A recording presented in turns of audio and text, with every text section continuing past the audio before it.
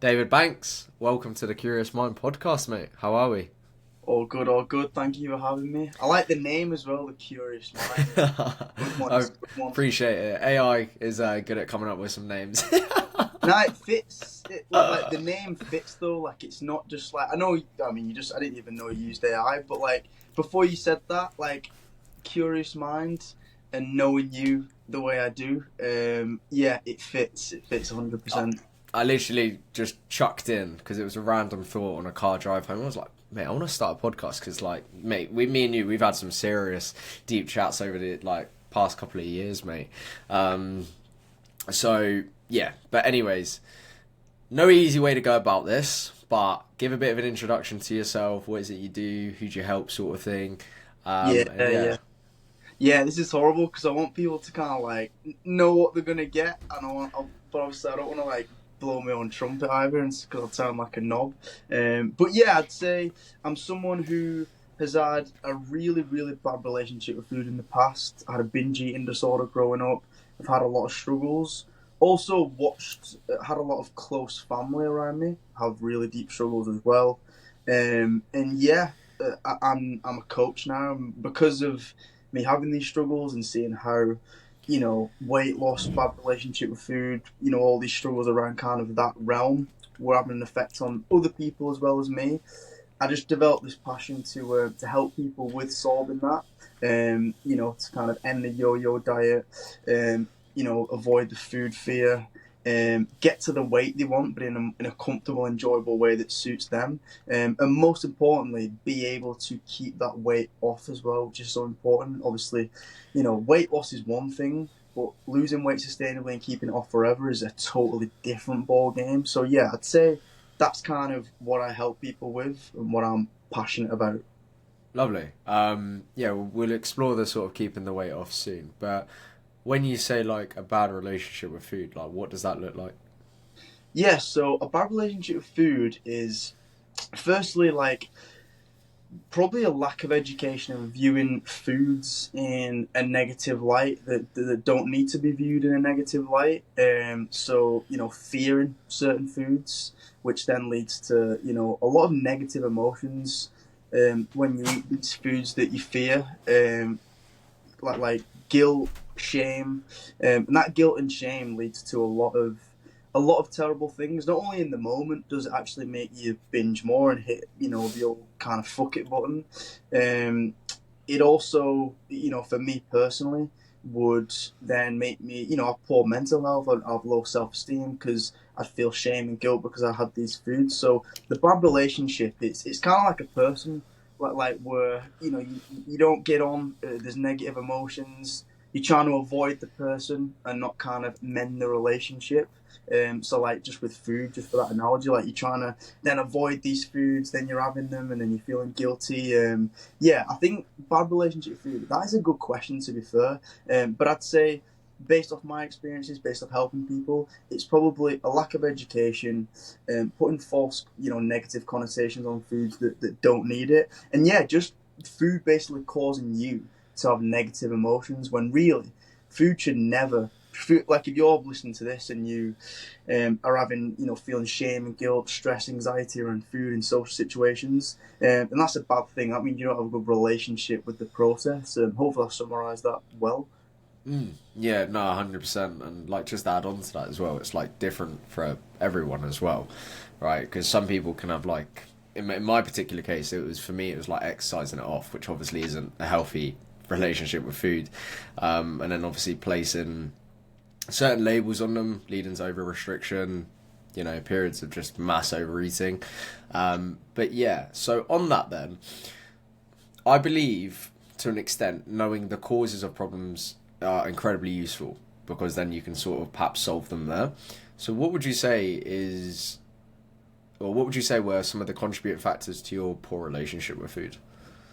Yeah, contributing factors. So a few things. So my poor relationship with food, and just on that like relationship, but like you just said, everyone's bad relationship with food is totally different. And I suppose I will use that analogy again. It's like there could be a lot of different reasons why you have a bad relationship with a person as well. So yeah, there's totally different angles on it. But I'd say yeah, the causes. The causes for me personally, you say? Yeah, yeah, yeah.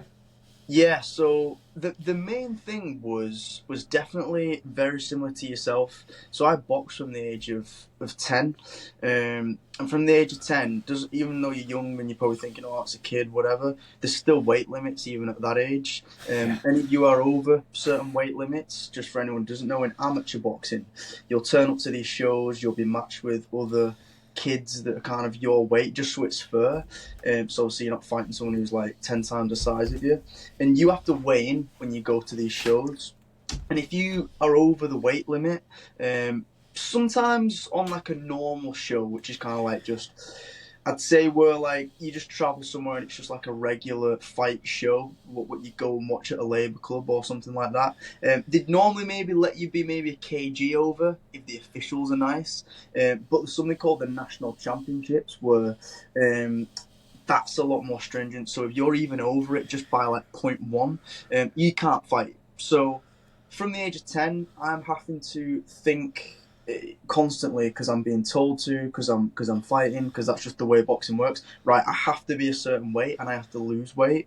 So with that stress of having to be at a certain weight by certain times, and also not having a fucking Scooby, like I'm 10, like, I don't know how to diet, don't know what calories are. Any advice I get is either stuff I've probably seen family members do growing up that wasn't really a correct way to lose weight, or it's just like things that unqualified, like boxing coaches who are experts at boxing, but not really weight loss. So I'm kind of not really knowing how to do things, and I'm losing weight. I've got this kind of these time frames I've got to be a certain weight by for certain periods of time. Then I'm not really knowing how to lose the weight. So then I was absolutely starving myself. And if I did eat something, actually down to that kind of guilt and shame, which I didn't know at the time, if I did eat something, for example, that I thought I wasn't supposed to, say if I was in school and I had like a pizza baguette, for example, I wouldn't eat all day for the rest of the day because I thought pizza was bad. So and I'd be training every day as well. So, there'd be like a constant kind of restriction, then a binge, guilt, shame, not really knowing how to, lose weight properly, having to be a certain weight by a certain period of time. I got told when I got kind of diagnosed that I already did have a binge eating disorder, but this just made it worse. I don't really see, for me, like, that's funny because but being younger than 10, I don't fully recall situations where I don't feel like I had a really abnormal relationship with food. I feel like a lot of it did stem from the boxing situation, and then a load of stuff trickled after that. But apparently I had it before, but maybe obviously I was young and I just can't remember. But yeah, so a combination of restriction, binging, having, when I say I had to be a certain weight by a certain period of time, it wasn't just for fights. Like, you'd turn up, and the reason why I'd starve myself after having, for example, a pizza baguette or a cookie at bloody school because I'm like a kid. The reason why I wouldn't eat all day is because after you'd train at the gym, you'd do a session every day. They would, like, the coach would get a scale out random days as well. He'd try and catch you out, so you wouldn't always know.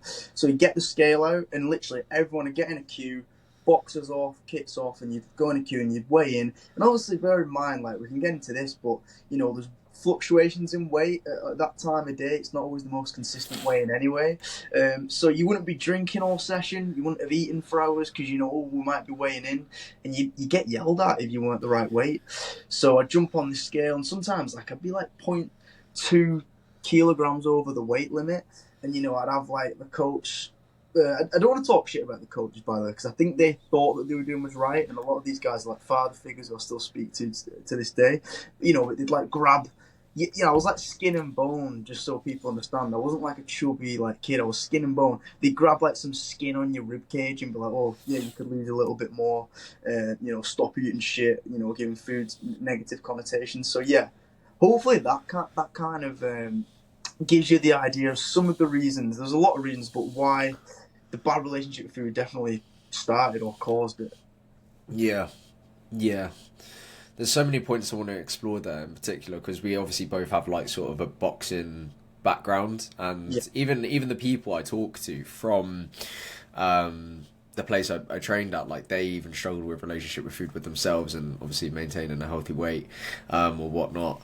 And it's crazy to think, like, because it's almost a bit like your self-worth sort of depends on that number, right?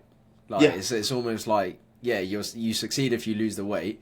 Yeah, you get rewarded. You're like, fuck yeah, you're fighting, and then also you're like, you got a bit too much fat on your ass. Like, you know what I mean? Yeah, yeah. Like, and You it's can't compete. Like you can't compete. Like you can talk about jabs, right hands, feints, head movement. All the boxing. The technical terms. But to actually get to that place, to get under the lights, to compete, you have to make the weight. You can't even compete if you don't make the weight. So it's literally like it's the foundation of everything. I want you to dive into a little bit more in terms of the impact the people have around us and sort of our environment in terms of shaping our behaviors and beliefs in that way. What I mean is like, so for example, culture massively shapes what we do, how we eat, Yeah. how we behave, our mannerisms and whatnot. So when you was growing up, would you say you was influenced in a similar manner? Um. Yeah. With my relationship with food. Yeah. Yeah. Yeah. Definitely. Definitely. So that was the thing. So it was the combination of that whole process of making weight, and obviously in the gym as well, like you just said, this is a common thing with boxing. So in the gym, because I don't have a fucking clue what I'm doing, I don't know how to lose weight. I'm watching, I'm listening to like the older, kids who are like, in the gym, because I used to train with like older kids and men and stuff. And they're not eating for days before a fight. They're like, having one meal a day, and they're coming in the gym with like bin bags on because it makes you sweat more. Again, even though that's water weight, it's not even body fat. And they're doing like, if it's like a couple of days before the fight, we're in the gym, we're in the change room, they're talking about, oh yeah, I'm doing a couple of sauna sessions, because I've got a fight on Saturday, to get the last bit of sweat out. Because a lot of the times in boxing, again, because I don't know what your general audience is, but just for anyone who doesn't know, like you generally, a lot of the times in boxing, a lot of people fight a lot lighter than the kind of walking around weight, and walking around weight meaning probably just a natural healthy weight.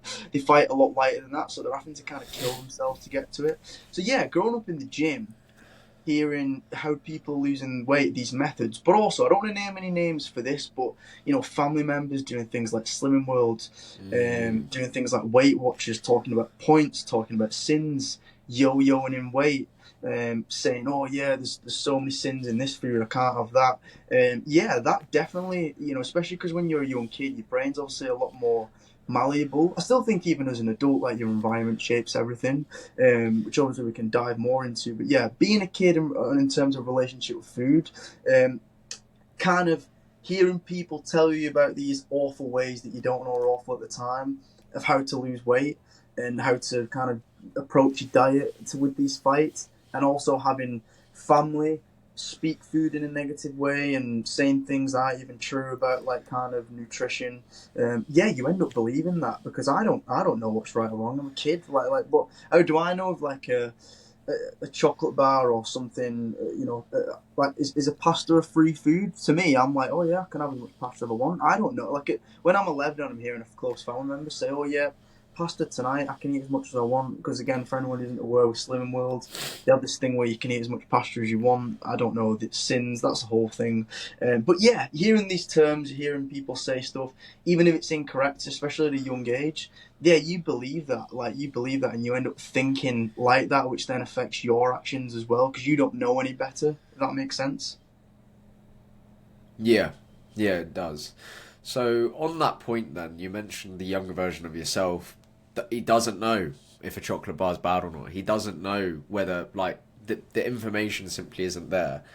And say for someone out there that might be watching this that's been conditioned in a similar way, grew up with like really distorted beliefs around food, but they might not even know it.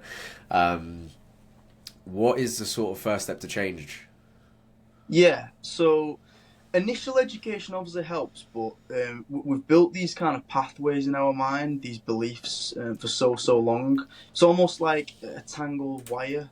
It takes a while to unravel. Like I can say on this podcast now, oh, there's no such thing. If anyone's listened to the podcast with you before, they probably already know it. But there's no good or bad foods. There's certain foods that are more nutrient dense, certain foods that are less nutrient dense. And when you have these less nutrient dense foods, chocolate, cake, etc., in moderation with a nutrient dense diet, it seems to have little to no negative effect on your health at all. Like that's been proven, like the study on study to prove that. Ultra processed foods, yes, it overconsumed over a long period of time with lack of nutrients, vitamins and minerals in your diet, yeah, it can eventually have a negative effect, but having a chocolate bar, eating things in moderation doesn't. Now, I can say all that, and someone can kind of listen to that and be like, oh, that's good. But if they've grown up like me, or even they've just been in that diet culture a long time, listen to people spurting BS online, it's very, those old pathway, those old thoughts are going to come back because they're just kind of ingrained in you.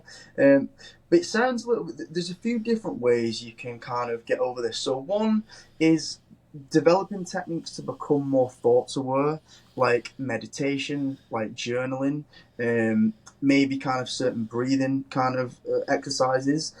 Becoming aware of your thoughts is actually a really important thing, because say like if you're sitting down, someone offers you at work, I don't know, someone at work offers you a whisper. I love whispers. And you might initially get that, that thought that you've been thinking for so long, like, oh, I can't have a whisper. Whispers are bad. The thing is, if you're not thoughts aware, you're going to kind of refuse the whisper without actually realizing what's going on. Whereas if you can come really in tune with what's coming in your mind and what's kind of, you can listen to yourself a little bit better, you'll kind of hear that, and you can kind of almost argue with yourself in your head. I always say to my clients, like, imagine that all these kind of bullshit thoughts that aren't true, when I'm explaining, there's no good or bad foods, you don't have to exercise food to burn off, you don't need to feel guilty. Imagine that anything that's contrary to the stuff that's true, that I'm saying on this call, or you've learned, imagine that that's anything contrary to that, and saying these negative thoughts is kind of like a voice, and give the voice a name. So if you can develop this thought awareness, you start to kind of catch yourself getting these, thinking these things that aren't true about food, and these negative labels, which can then over time, it's like a muscle. You won't get it straight away. It's just like if you do one squat, you're not going to develop like massive quads and be dead strong. You've got to like keep over and over again, like constantly battling this voice. Give it a name, someone who you don't like, this voice that comes in that spurts out the BS. Argue with the voice in your head, catch it, be aware. And that's why stuff like meditation helps, because it allows you to kind of hear it better. So yeah, I'd say try and become more aware of the thoughts, even after you've learned, what's right and what's wrong, through listening to stuff like this podcast, having a coach, maybe doing your own research on, incredible places. And yeah, once you can develop more thought awareness and start to put into practice day after day, it's a constant thing, having this little battle in your head and almost arguing with this voice, you will kind of change those pathways, and almost like grass, like if you were walk down, one area of grass, like one kind of straight line on a big patch of high grass, over time you'd matten it down, it will become just like soil.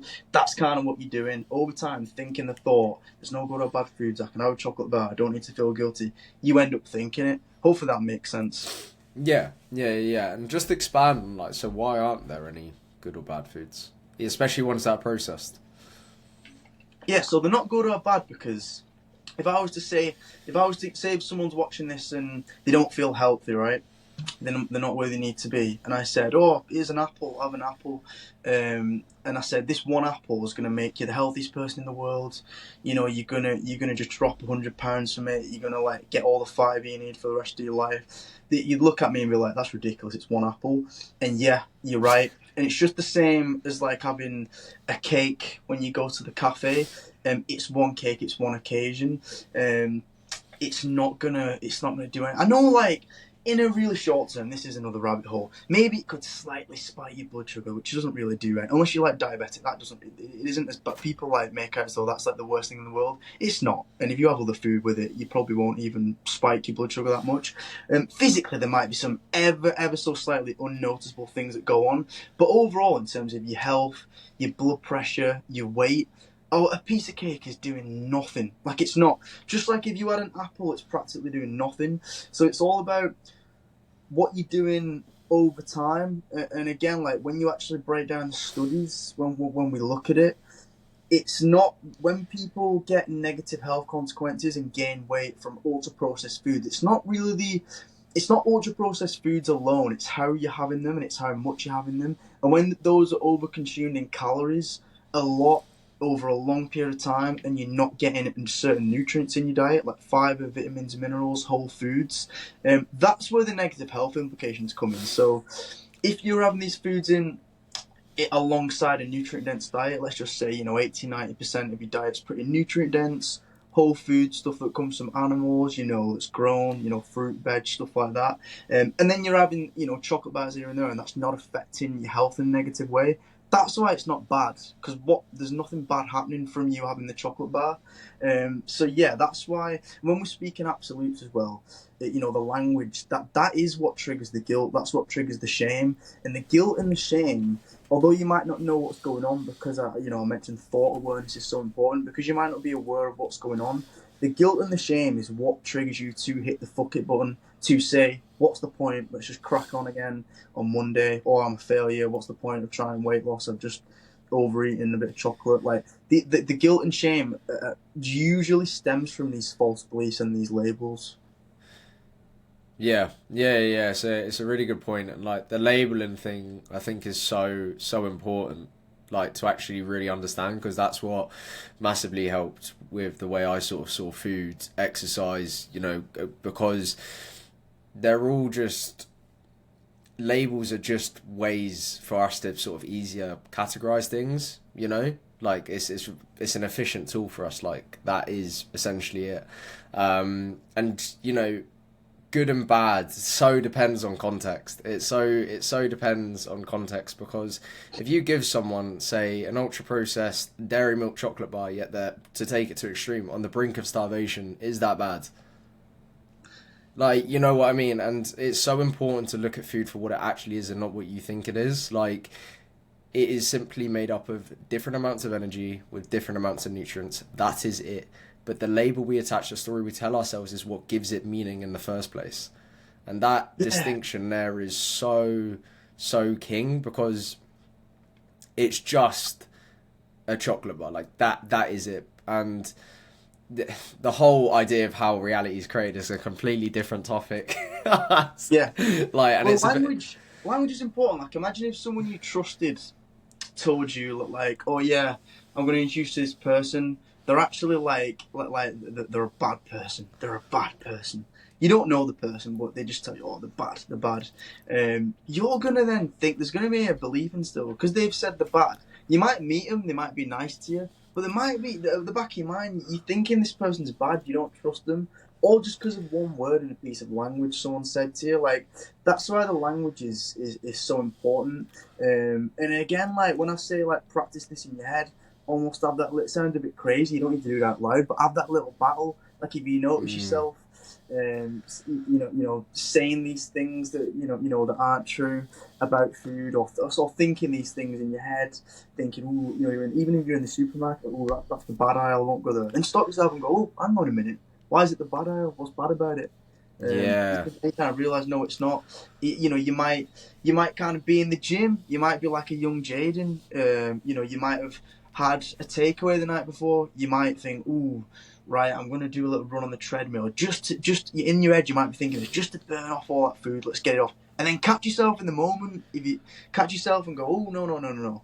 I'm training now because I want to get healthy, because I want to be fit. I don't need to punish myself or burn anything off. So, again, you naturally will build these new pathways if you change the language. And it's not just...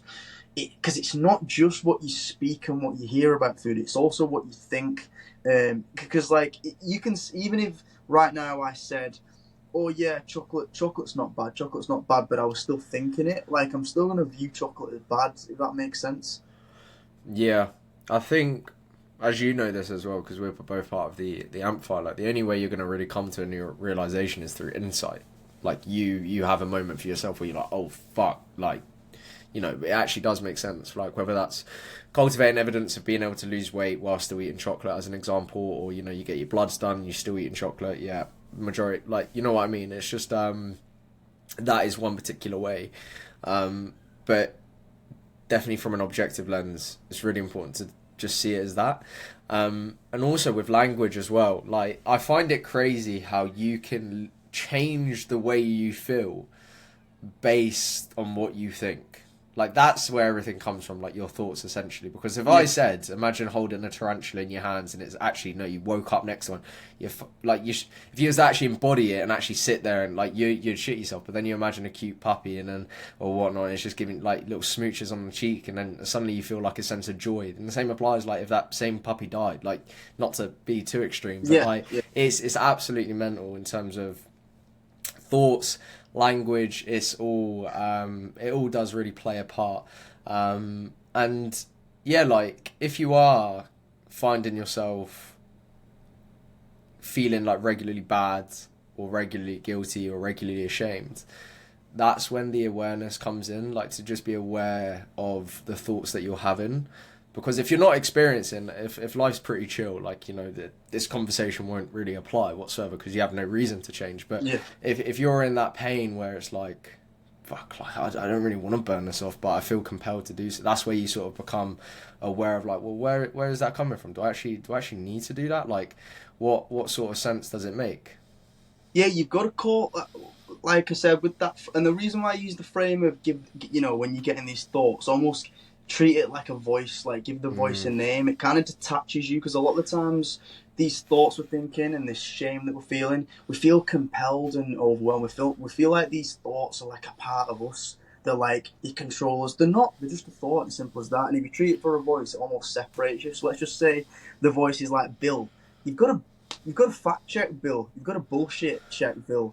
Like, even for example, if you might get home, and this is another topic where it's like you want to turn to food for emotional reasons, and you get this thought in your head like, ooh, you know what you need now? You need to, because it kind of happens, it all happens very quick. We're not aware that's going on, but when I say it, it rings a bell. You get home from work or something, you might get these thoughts like, oh, you need to get a takeaway, like you need to just stuff your face with anything you can get hold of. You need to have like 10,000 calories worth of food, because that's just going to make you feel better.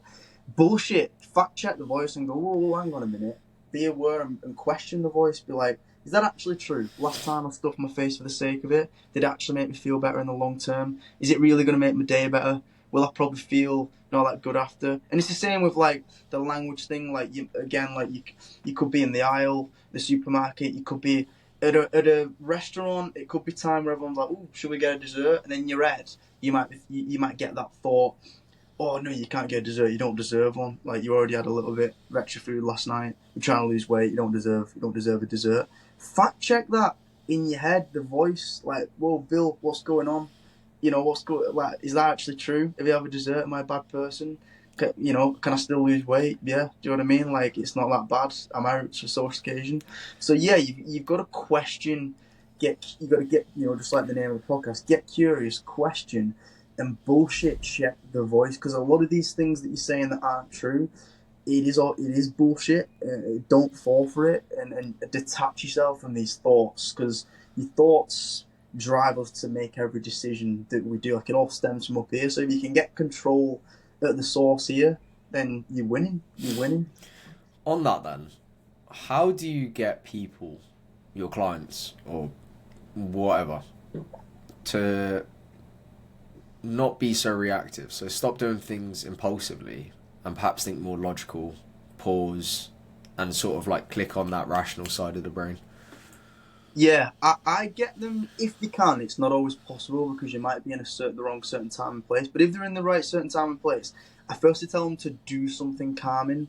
The region of our brain that actually makes logical decisions, I don't know the name of it exactly. I heard Matt Walker say it, like a neuroscientist. He works in like the sleep. You probably heard of him. But yeah, the area of our brain that makes the logical decisions actually can't be accessed when stress and emotions are high.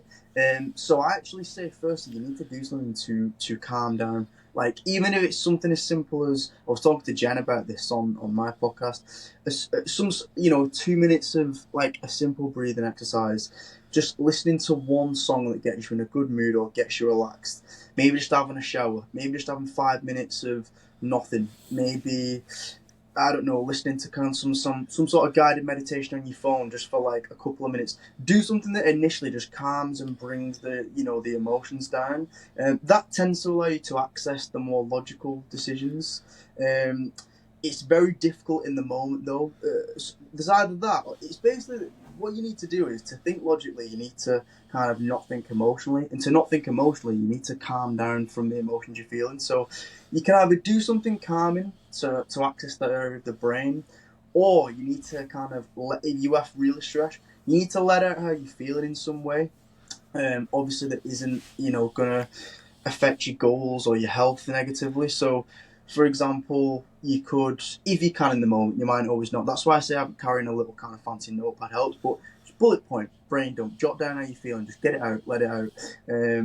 Talk to someone who it could be someone at work, could be a friend, even just message them, just kind of let them know, oh fucking hell, this has happened today, like I'm pissed off, if someone at work's been a dickhead or whatever, just let it out how you're feeling, on paper or to a friend. Or you could sit with whatever thoughts you're having, like almost just let out the emotions. Don't try and suppress them, because that's the thing. When you suppress emotions, I use the analogy like it's like holding in a shit. Like if you're holding a shit, it's not good. Do you know what I mean? The shit wants to come out. It doesn't really go down too well. And obviously, on the basis of your question about making logical decisions and not thinking emotionally and impulsively, you need to let out these emotions and get to a place where you can think logically by either letting out how you're feeling, sitting with the emotion, writing it down, talking to someone, or do something, or both is better if you've got time. Do something that is calming, that you like, stretching, anything, watching. It could be like watching. It could be. I know this. I'm not saying doom scroll, scroll, but I'm saying if there's a TikTok page, Paul Smith, comedian. If there's a page that you know that you like, that is guaranteed to have funny videos, they don't affect you in a negative way, go to that page. Like just do something to get yourself calm, and then you should be able to access a more logical way of thinking. And even after 2 or 3 minutes pass, and you just kind of pause a little bit. It's easier said than done though, and the thing is as well, on the basis of not viewing food in a negative light, binge eating, being perfect, trying to be perfect with your diet. You're never going to be perfect. You're going to think impulsively sometimes. Your emotions are going to get the best of you. You're never going to completely be perfect, but you can just learn to manage it. And I like the word manage because it means that you're not going to be able to control this all the time, but most of the time you're going to be able to get a reins on it, which is fine, by the way, as well. Hopefully that is kind of what you meant. Yeah, I think on that as well, there's a quote. I'm reading a book, like Peter Sage, and it's, anyways, but he says something like, theory does not cover the price of admission for high levels of growth.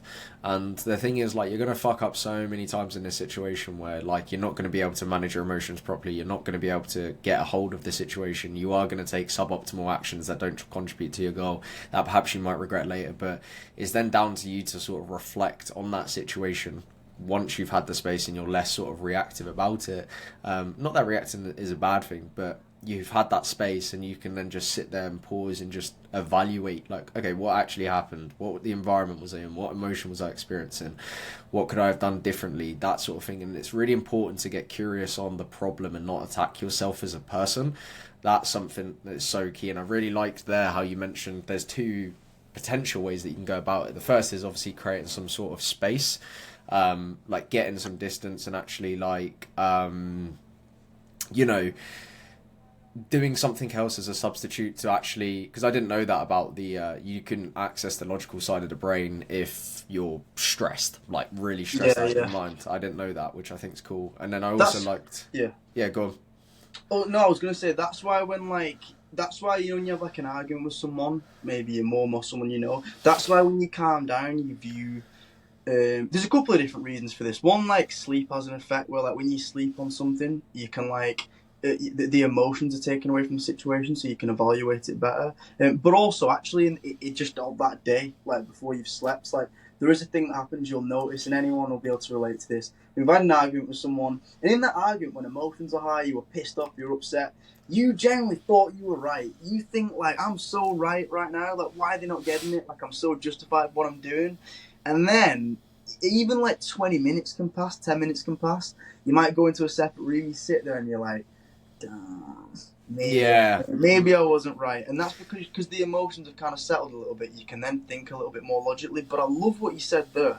That was something I didn't touch on, which is so important. Get curious with kind of what caused it. What was the lead up?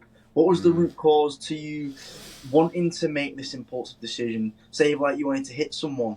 Like, what caused that? Like, what was the lead up? Like, did were you around someone before that?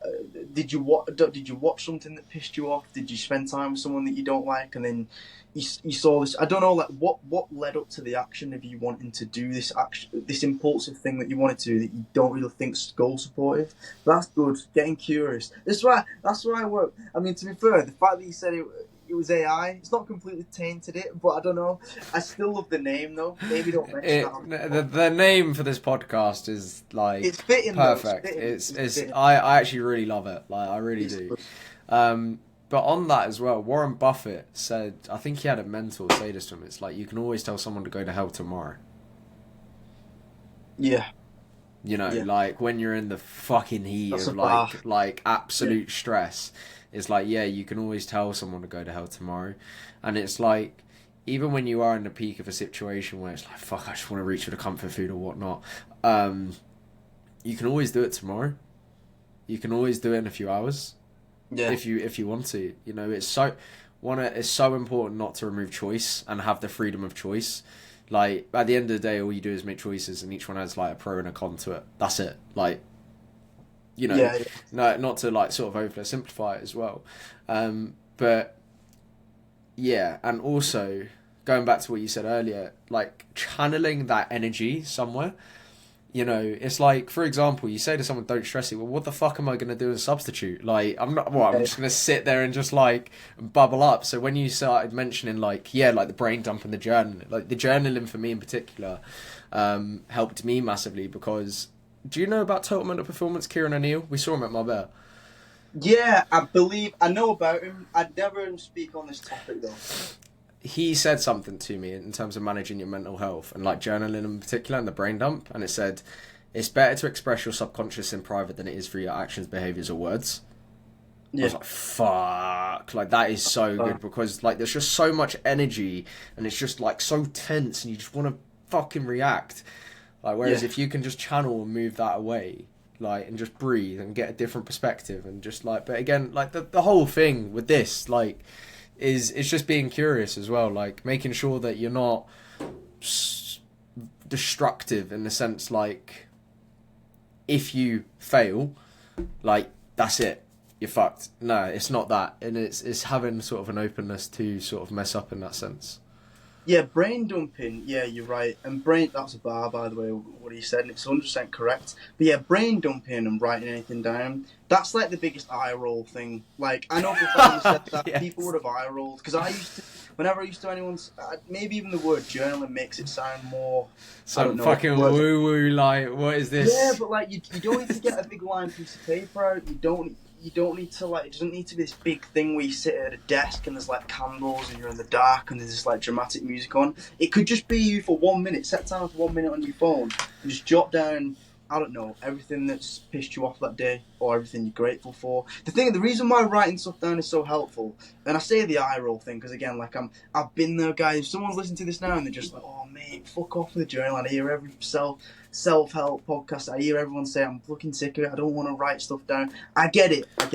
But don't knock it until you try it because scientifically it's been proven to not only help you, because it's like if you were to audit your finances or audit anything with numbers, you get them down on a spreadsheet, you get them organised, you jot them down, you lay things out.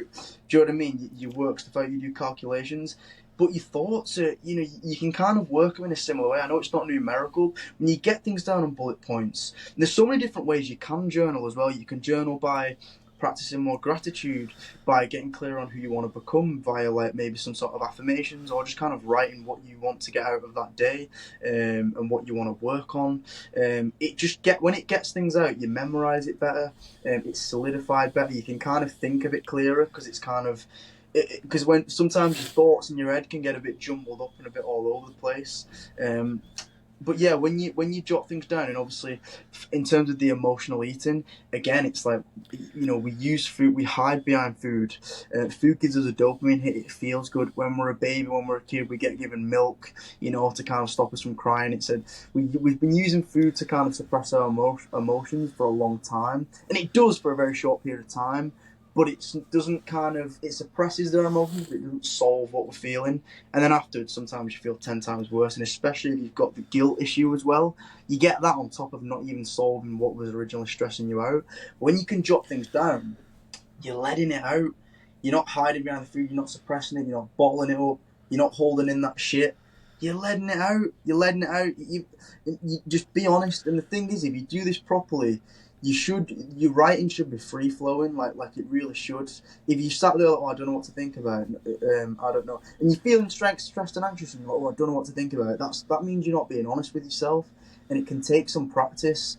And it doesn't mean that in this situation your life's going to suddenly become perfect. If you start journaling, it doesn't mean that you're just going to hit your goals tomorrow. It doesn't mean that things are going to magically fall in place. But it's just a little thing that when done regularly, and even if it's just a minute, 2 minutes a day of something, just give it a whirl. I say that because I know how much it's helped me, and I know how much I didn't want to do it before. I was so resistant to it.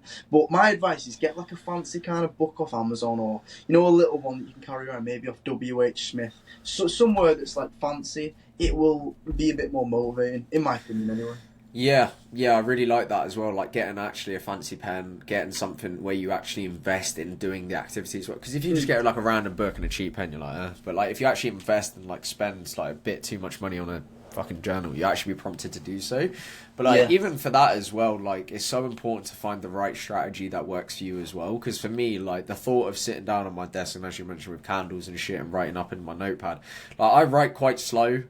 Like, I write really slow, so I'd be brain dumping for like a fucking hour at a time. So I just whack up my keyboards and I get up iCloud Notes and then I just brain dump there. And honestly, I let loose like, if you're not sure what to write, trust me, just think of everything negative in your life and just absolutely send it. Like, I'm talking, rip into everything, because it's a private conversation with yourself and you are just expressing your thoughts. That is it. Like, it doesn't mean anything. You don't, like, and again, it's private between you. If anyone saw my brain dump, we'll leave it there. But no, one has to see it. Yeah, but no like one that, has to see it. that's the fucking principle of it, right? Like to actually sit there, get your thoughts out, and so you can actually be calm. And you're like, yeah, and it's I call it the 5-minute bitch. Like, oh my god, just bitch, like really bitch, like about that friend or the fucking work or like around the world, and shit's just not meeting your expectations. If it lasts longer than 5 minutes, do 10. Like just bitch, like really get it out. And yeah, that is my meditation. That is a form of like, but. On that as well then, like sort of steering away from that, like we've spoken a bit about personality types. So how do you help encourage people to find a strategy for them that works? And this doesn't have to be necessarily applying to the brain dump, but like for, say, fitness, lifestyle, like how can they regularly integrate the things that they want to do to improve their health, sort of thing? And how do you mean the personality types link into it? Like, so some people, me personally, I can't stand a meal plan. Tried it before, doesn't work. I can't fucking. But some people, they might be like, I wouldn't be able to operate without one. My life's chaos. So how do you encourage someone to help find a strategy that works for them? Yeah, so this is the thing, and whether you have a coach or not, or you're trying on your own, you invest time and money. And I know that you get some salesy people, they're like, you either invest time or money. No, even when you're getting a coach, you're investing time, because it still takes time. I work with clients, we don't just figure things out on the first day, like it takes time anyway. But either way, it could take longer on your own, but either way is fine. This isn't like a sales pitch, but whether you're the coach or you're on your own, you're investing time, mainly is what I'm saying. Even if you're not investing money, you're investing time. And with this time, you've got to reflect and be honest with everything you try.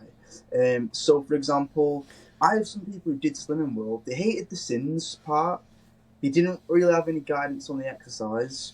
They didn't really like the fact that there was no limit on certain foods like pasta and stuff. It kind of messed up the relationship with food, but they love the aspect of kind of getting a third of the plate. They have like I don't really know the term, but they have this thing where they make sure a third of the plate has like fruit or veg on it, and that helped them get more fruit and veg.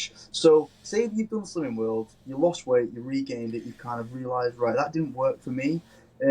Whatever was good, take something from that. It could be like, all you might take it maybe could be that kind of third of the plate, with veg on it, and maybe the group aspect. So then you need to take a couple of things from that and be like, right, I like those two things, and then you might try. You could try keto. You might have hated keto, but you might have found a couple of keto kind of meals that you liked. Keto, by the way, for anyone listening, just kind of like a really high fat, low carb kind of diet. That's all it is. But you might try keto. You might have hated that. Again, lost, regained it. But you might have been like, oh, there was a steak kind of meal that I really liked. There was these keto snacks that I ordered on Amazon. They were really good. They're pretty low calorie. Right, let's start including those. So like, you've got to like review each diet you've done if you can, and kind of look at what were the worst parts of it, and what were the things that you didn't mind, and then try and kind of almost cultivate your own little journey.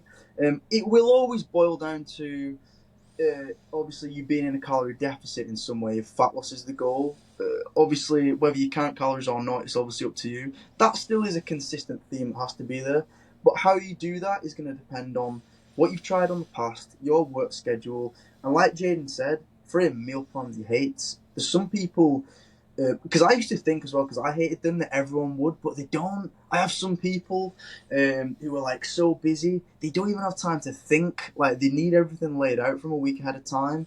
You might be more, personality type wise. You might be someone who's a bit more into logistics, stats, having things laid out for you clearly. You might want a meal plan, and that might be something you can take. So, yeah, I'd say you need to honestly sit down and review, maybe journal, about the things that you liked about diets that you did and things that you didn't like. Same with exercise. Like, you might have done some like daft 8-week challenge where you had to train every day and all that and be on like 1,200 calories. You might have hated the whole thing, the majority of it. You might have lost and regained weight. Again, it might have not worked. But there might have been like, maybe you enjoyed weight training. Maybe that part of it, you were like, oh, do you know what? Maybe not as intense, but I might start including that. So, yeah, I would sit down, be honest, and review the pros and cons of each thing that you've tried. And then if you're on your own and you're not really working with a coach, just try and kind of put the things that did work together into one, and you can try and include some. If it's a lot, like, don't try too much at once, but try and include a lot of things based even just off the examples that I just said of you, the person who's just done all the things I just mentioned. You could be doing strength training once or twice a week. You may be having a few meals that you're having on keto that you really liked. You're kind of getting a third of your plate with some veg on, like you were with Slimming Worlds, and maybe you could, I don't know, for example, I've lost my train of thought there. What was the first diet that I said? I've totally forgotten now. Slimming World. Oh yeah, the group aspect. So for the group aspect, you could maybe message a few of your mates or friends who you know and be like, and if any of them are on a weight loss journey, maybe make a group chat and just try and check in with each other, or meet up. Or if not, join a walking club. Join a weight training class at the gym, so you're doing something that's group based. So then you've took the positives from the things that didn't really work, but from the things that you liked about them, and you've almost created your own little journey. And then just weigh, if you're someone who isn't like scared of the scale, like, weigh every other day or every day, just adjust things based off how your weight is, if that makes sense. It's very tough to be specific, it depends on the individual, but hopefully that kind of made sense to a degree. Yeah, 100%. Like, that's the only issue with like a one-on-one conversation like this. Is everything at the end of the day requires nuance, requires context. It's like what works for you, what doesn't work for you, and also like even a thing that I might suggest as well is like just create a list of everything that you hate, that you can't even imagine the thought of doing. And also taking the assumption that you have tried something as well, because I never thought I'd wake up at 6 a.m. and now it's one of my favourite things to do. So, Yeah. it's just being, again, curious. Like, curiosity is absolutely king. But, cool. We're going to start rounding off the podcast here. But what is one piece of advice that you have for younger David? For younger David, ooh, that's a good question. If if I'm not kind of linking it really to like kind of weight loss and stuff, like say it's the Curious Mind podcast, so, there's a lot of them kind of stuff we're covering, I'm assuming.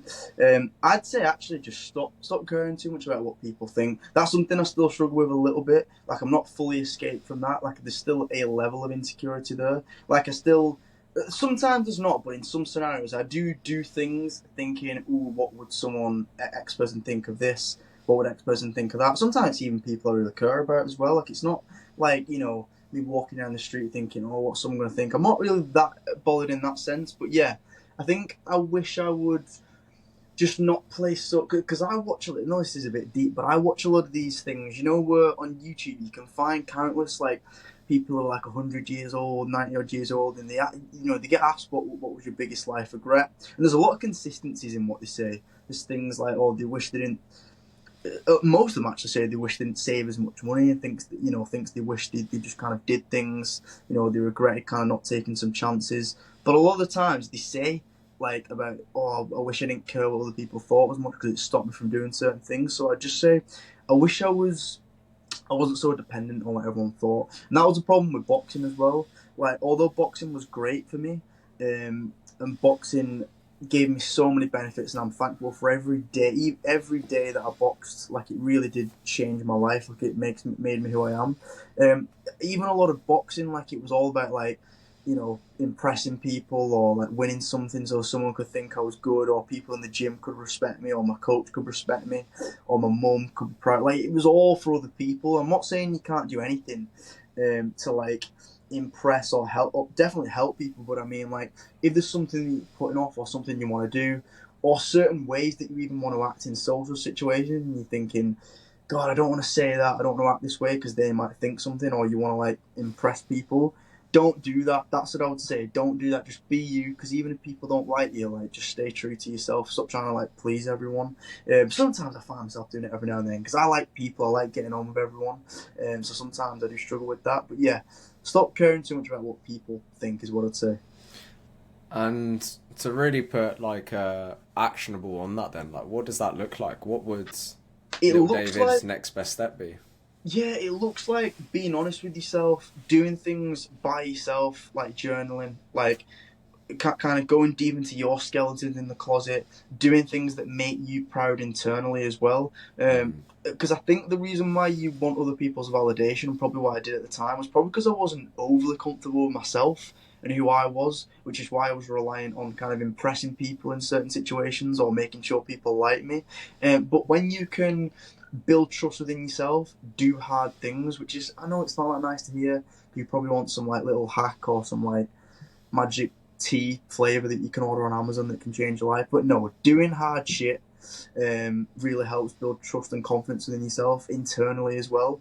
So doing that, doing things, conquering it, facing up to like your insecurities, and yeah, just kind of doing day-to-day things that make you feel better about yourself as well, that you're proud of, and then you should find yourself being a lot less dependent on trying to make other people impressed with who you are, because you know yourself, you're confident, you know who you are. You don't need to kiss people's asses in that, if that makes sense. Yeah, fully agreed. Definitely on the topic of insecurity as well. Like, I like to think as well, anything that offends me is like a prompt for me to hold up a mirror to myself and be like, oh, what am I currently not addressing? Yeah. What is going on beneath that? Where is that coming from? Used to be the same. Like posting content and whatnot. Like I was like, what it is, and it's like just knowing yourself in that regard, and that's a constantly evolving process. There is no end outcome to that, but